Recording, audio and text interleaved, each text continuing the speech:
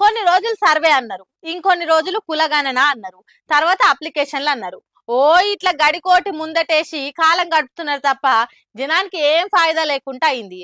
Survey చేసినా సర్వేలు ఇచ్చిన అప్లికేషన్లన్నా సరిగ్గా వేసిండ్రా అంటే అది కూడా లేదట.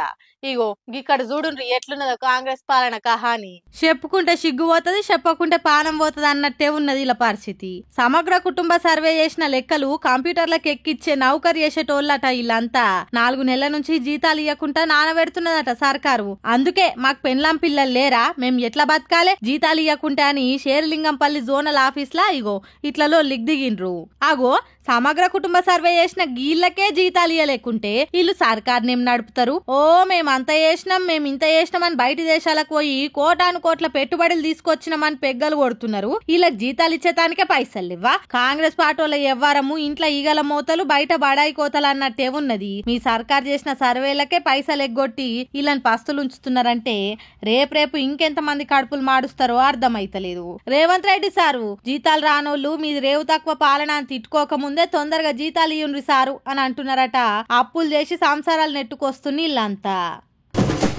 కాంగ్రెస్ వస్తే రైతుల కథ మారిపోతుంది, కాంగ్రెస్ వస్తే అన్నదాతల హాలత్ ఇట్లుండది అని అందరు నమ్మి ఓట్లేసి గెలిపిస్తే నిజంగానే మారింది రైతన్నల కథ. కేసీఆర్ సార్ ఉన్నప్పటికీ ఇప్పటికీ చాలా మారింది. అదేందో మీరే చూడుండ్రి. అయ్యో గోస పాడుగాను ఆరుగాలం చేసిన చేత మట్టిలో పోసినట్టు అయితుండే అని ఈ రైతు ఎట్లా దాన్లాడుతున్నాడో చూడండి. పెట్టిన పెట్టుబడి రైతన్నకు రాకుంటే ఆ వ్యవసాయం చేసేందుకు చేయకెందుకు? పత్తికి రేటు లేక హరిగోస పడుతున్న రైతును నేను. నా పిల్లల పెండ్లిలు ఎట్లా చేయాలి? 20 క్వింటాల పత్తి మార్కెట్ కు తీసుకొస్తే మంచి రేటు లేదు, ఇక నేను ఏం చేయదేవుడా అని ఏడ్చినట్టే చేస్తున్నాడు రైతన్న. పాపం 4 ఆడబిడ్డలు పెండ్లికి ఎదుగున్నారట. చేతిలో ఒక్క పైసా లేకుండా ఎట్లా చేయాలి అలా పెండ్లి? గుండెల మీద కుంపటి తిరుగున్న నా పిల్లలను అత్తగారింటికి ఎట్లా సాగనంపాలే అని గుండెలు బాదుకుంటున్నాడు. ఎన్నికల ముందు పత్తికి 7,500 ఇస్తామన్నారు, ఇంకేదో బోనస్ అన్నారు. కొండనాలకెక్కు మందు పెడితే ఉన్ననాలు కూసినట్టు బోనస్ లేదు, బోడిగుండు లేదు అని ఊపిరి బిగబట్టి చెప్తున్నాడు. పాపం మరి ఈ రైతుల కష్టాలు ఎట్లా గట్టెక్కుతాయో ఏమో గాని గిట్టుబాటు ధర లేక గిల్ల కొట్టుకుంటున్నారు పెద్దపల్లి వ్యవసాయ మార్కెట్ రైతన్నలు. ముచ్చట తెలిసిన వాళ్ళంతా పాపం కదా రైతన్న గోస చూడఘోరముంది అని మాట్లాడుకుంటున్నారట.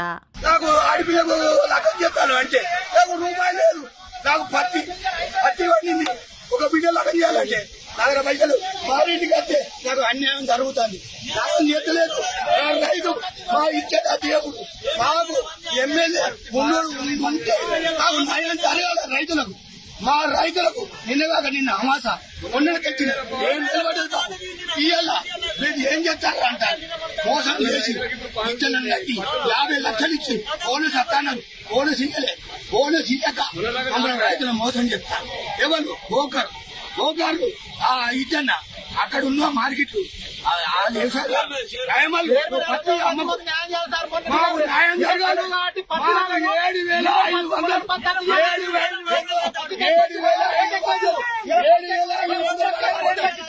7,500